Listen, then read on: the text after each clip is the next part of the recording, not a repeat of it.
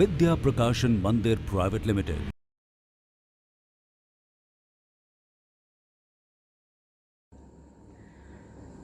जो कुछ जीवन में मिला है उसी में संतोष करने वाले लोग तो बहुत कम होते हैं।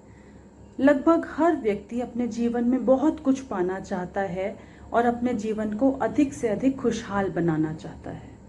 पर बच्चों, क्या केवल चाहने से सब कुछ मिल जाता है? नहीं। जो हम चाहते हैं उसके लिए कोशिश करनी पड़ती है, मेहनत करनी पड़ती है, प्रयास करना पड़ता है। बिना प्रयत्न के तो कुछ भी हासिल नहीं होता। सामने रखा हुआ भोजन भी हमारे मुंह में जाएगा, हम उसे अच्छी तरह से पचाएंगे, तभी उसका स्वाद भी आएगा और उसका लाभ भी हमारे शरीर को मिल पाएगा।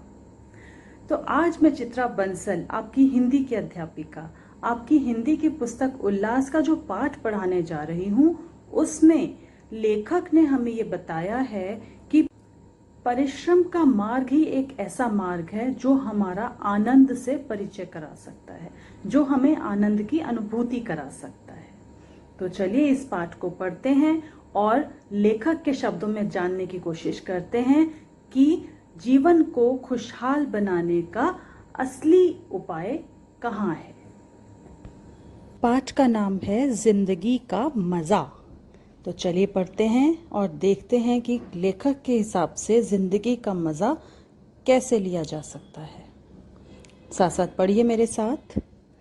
जिंदगी के असली मजे उनके लिए नहीं हैं जो फूलों की छां के नीचे खेलते और सोते हैं, बल्कि फूलों की छां के नीचे अगर जीवन का कोई स्वाद छिपा है तो वह भी उन्हीं के लिए है जो दूर रेगिस्तान से आ रहे हैं, जिनका कंठ सूखा हुआ, ओंठ फटे हुए और सारा बदन पसीने से तर है। पानी में जो अमृत वाला तत्व है उसे वह जानता है जो धूप में सूख चुका है, वह नहीं जो रेगिस्तान में कभी पड़ा ही नहीं है। कहने का अर्थ यह है कि पानी किसको ज़्यादा अच्छा लगता है, उसे जिसे प्यास ही नहीं है या उसे जो बहुत प्यासा है? भोजन किसको ज़्यादा स्वादिष्ट लगेगा, उसे जिसे भूख ही नहीं है या उसे जो भूख से व्याकुल हो रहा है? निश्चित ही पानी उसे ही ज़्यादा स्वाद लगेगा जो बहुत प्यासा है, और भोजन उसी को स्वादिष्ट लगेगा जो बहुत भूखा था। सुख देने वाली चीज़ें पहले भी थीं और अब भी हैं। फर्क यह है कि जो सुखों का मूल्य पहले चुकाते हैं और उनके मज़े बाद में लेते हैं, उन्हें स्वाद अधिक मिलता है। जिन्हें आराम आसानी से मिल जाता है, उनके लिए आराम ही मौत है। यानी कि हर समय आराम कर रहा है जिसके पास कुछ काम ही नहीं है, जिसे कोई काम नहीं है करने को, तो वो आराम ही उसे मुसीबत लगेगा। और जो दिन भर का थका हुआ होगा और फिर उसे आराम करने को मिलेगा, तो उसको आराम से नया जीवन मिल जाता है। जो लोग पांव भीगने के खौफ से पानी से बचते रहते हैं, समुद्र में डूब जाने का खतरा उन्हीं के लिए है। लहरों में तैरने का जिन्हें अभ्यास है, वे मोती लेकर बाहर आएंगे।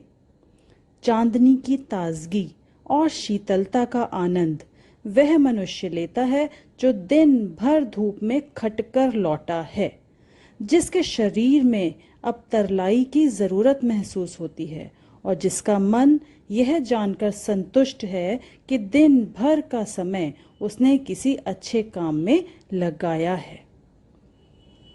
इसके विपरीत वह आदमी भी है जो दिन भर खिड़कियां बंद करके पंखों के नीचे छिपा हुआ था और अब रात में जिसकी सेज बाहर चांदनी में लगाई गई है। भ्रम तो शायद उसे भी होता होगा कि वह चांदनी के मजे ले रहा है, लेकिन सच पूछिए तो वह खुशबूदार फूलों के रस में दिन रात सड़ रहा है। अर्थात सूरज की तपन जिसने सही हो, वही चांद की चांदनी का सुख महसूस कर सकता है। जो हर समय ही उस चांदनी में रहे, शीतलता में रहे, उसको उसका असली आनंद पता चल ही नहीं सकता। यानी कि सुख की अनुभूति तभी होती है जब दुख महसूस किया गया हो। उपवास और संयम ये आत्महत्या के साधन नहीं हैं, भोजन का असली स्वाद उसी को मिलता है जो कुछ दिन बिना खाए भी रह सकता है। त्यक्तेन भुंजिथाः, जीवन का भोग त्याग के साथ करो। यह केवल परमार्थ का ही उपदेश नहीं है, क्योंकि संयम से भोग करने पर जीवन से जो आनंद प्राप्त होता है वह निरा भोगी बनकर भोगने से नहीं मिल पाता। यानी हमारी संस्कृति में जो संयम और उपवास की बात कही गई है, जिसको मान्यता दी गई है, तो वो इसलिए कि उपवास के बाद, संयम रखने के बाद जब हम भोग करते हैं, भोजन करते हैं, तब हम उसका असली स्वाद जान पाते हैं। बड़ी चीजें बड़े संकटों में विकास पाती हैं। बड़ी हस्तियां बड़ी मुसीबतों में पलकर दुनिया पर कब्जा करती हैं।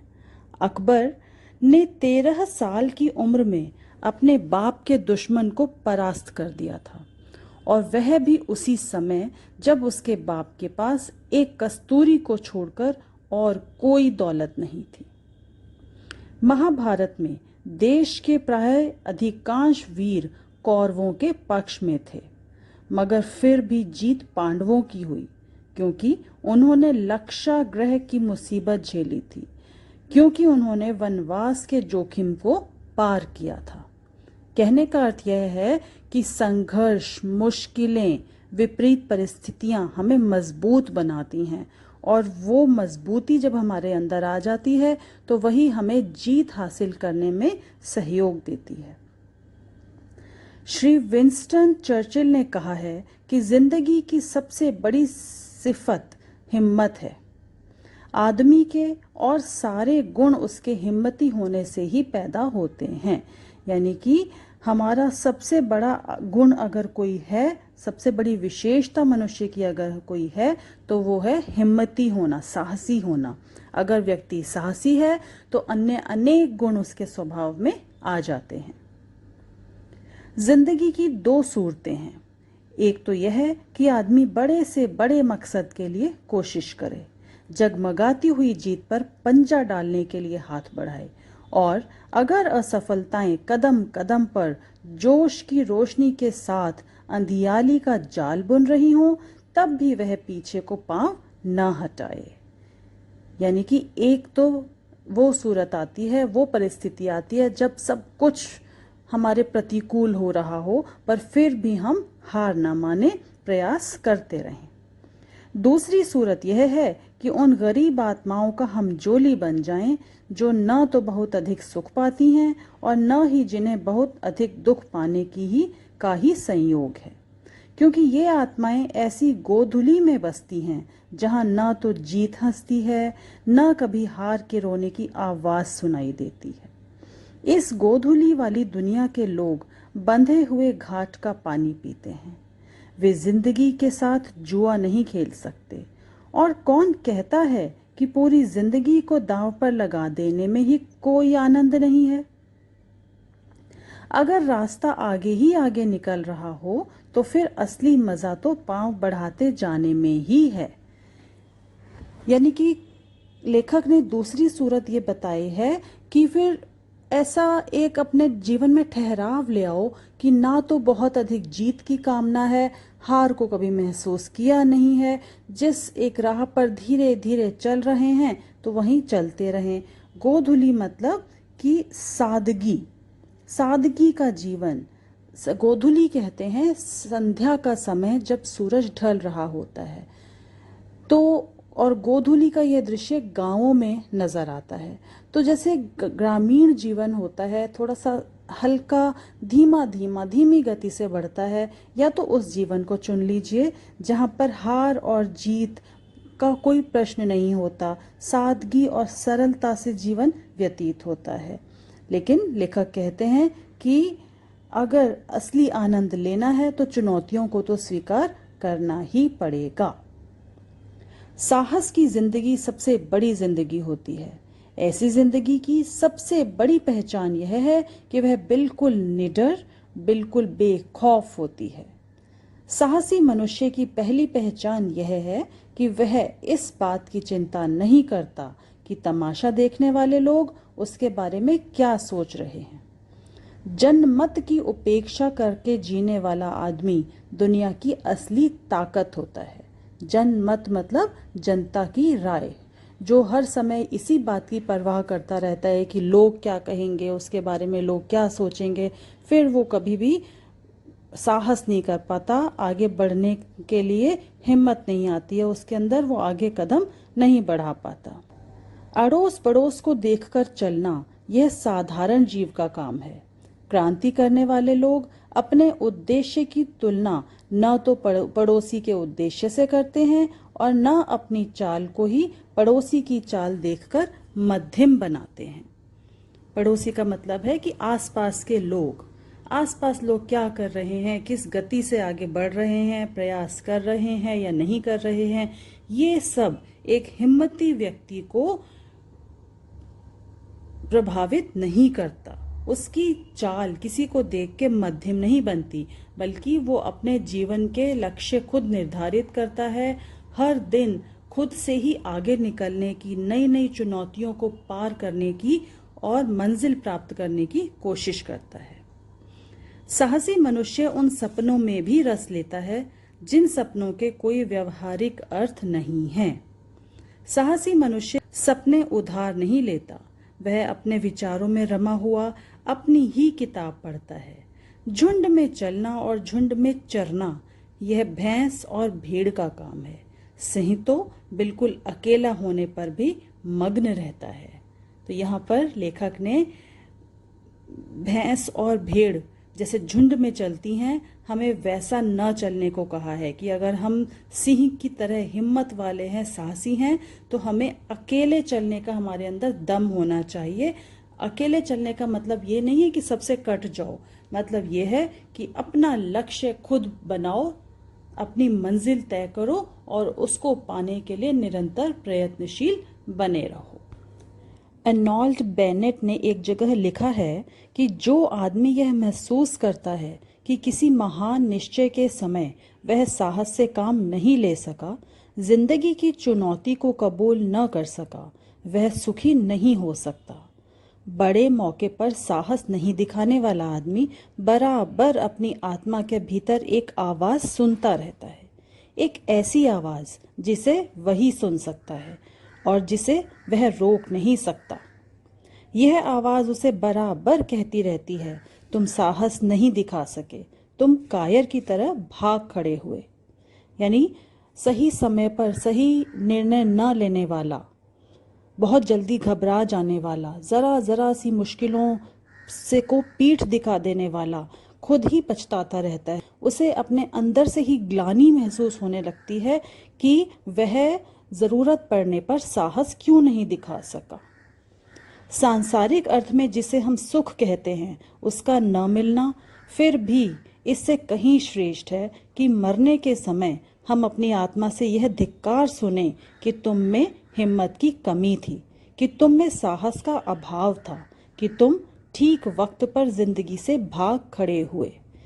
यानी भले ही हमें जीवन में सुख थोड़े कम मिल जाएं, पर जब साहस दिखाने की जरूरत है तो साहस दिखाना चाहिए, वरना अंत समय तक मन में यही पछतावा रहेगा। हम खुद ही को कोसते रहेंगे कि हम उस समय जब जरूरत थी तब हिम्मत क्यों नहीं दिखा सके। जिंदगी को ठीक से जीना हमेशा ही जोखिम झेलना है, और जो आदमी सकुशल जीने के लिए जोखिम की जगह पर एक घेरा डालता है, वह अंततः अपने ही घेरों के बीच कैद हो जाता है और जिंदगी का कोई मजा उसे नहीं मिल पाता, क्योंकि जोखिम से बचने की कोशिश में असल में उसने जिंदगी को ही आने से रोक रखा है। यानी लेखक का मानना है कि जोखिम यानी खतरों को सहना, मुश्किलों का सामना करना ही जिंदगी का दूसरा नाम है। जिसने यह नहीं किया तो मान लीजिए उसने जिंदगी का असली आनंद लिया ही नहीं। जिंदगी से अंत में हम उतना ही पाते हैं जितनी कि उसमें पूंजी लगाते हैं। यह पूंजी लगाना जिंदगी के संकटों का सामना करना है, उसके उस पन्ने को उलटकर पढ़ना है जिसके सभी अक्षर फूलों से ही नहीं कुछ अंगारों से भी लिखे गए हैं। जिंदगी का भेद कुछ उसे ही मालूम है जो जानकर चलता है कि जिंदगी कभी भी खत्म न होने वाली चीज है। लेखक ने यहाँ पर बड़ी गहरी बात कही है कि हमें जीवन में फूलों की कोमलता, सुगंध और सुंदरता ही मिलती रहे, यानी कि सुख ही सुख मिलते रहे, ऐसा संभव नहीं है। कांटे भी, दुख रूपी कांटे भी हमें ज़रूर मिलेंगे। उन दोनों को समान रूप से हमें स्वीकार करना होगा।